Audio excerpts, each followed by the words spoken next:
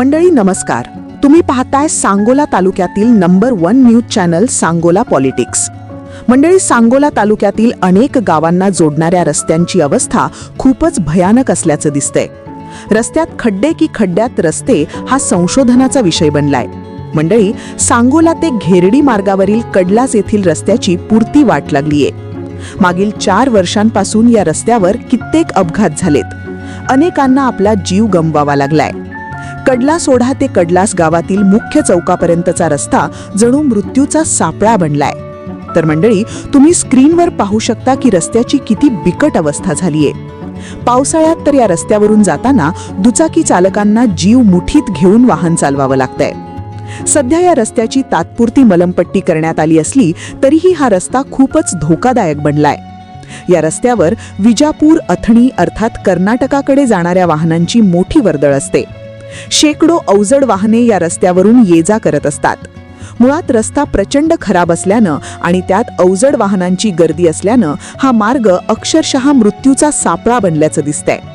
मंडळी, या रस्त्याची दुरुस्ती करून पक्का सिमेंट अथवा डांबरी रस्ता तयार करावा अशी मागणी इथले स्थानिक ग्रामस्थ सातत्यानं करत आहेत. या मागणीसाठी आंदोलनही करण्यात आलंय. मात्र गेंड्याची कातडी पांघरलेलं प्रशासन आणखी किती मृत्यूची वाट पाहताय असा प्रश्न पडत आहे. आमदार डॉक्टर बाबासाहेब देशमुख यांच्यासह इतर नेते मंडळींच्या आंदोलनानंतर पाठपुराव्यानंतर सांगोला ते कडलास रस्त्यावरील मान नदीवरील पुलाचा प्रश्न मार्गी लागला. मात्र कडलास गावाजवळ अर्धा किलोमीटरचा हा रस्ता नेते मंडळींसह ग्रामस्थांसाठी डोकेदुखीचा विषय बनलाय. कडलास गावापासून पुढे जवळा गावाकडे जाणाऱ्या रस्त्याची ही पुरती वाट लागलीये. मागील 4 वर्षांपासून हा रस्ता वाहन चालकांसाठी जीवघेणा ठरत आहे. या रस्त्याचा प्रश्न तातडीनं सोडवावा अशी मागणी जोर धरत आहे. तुर्तास इथंच थांबूया. धन्यवाद.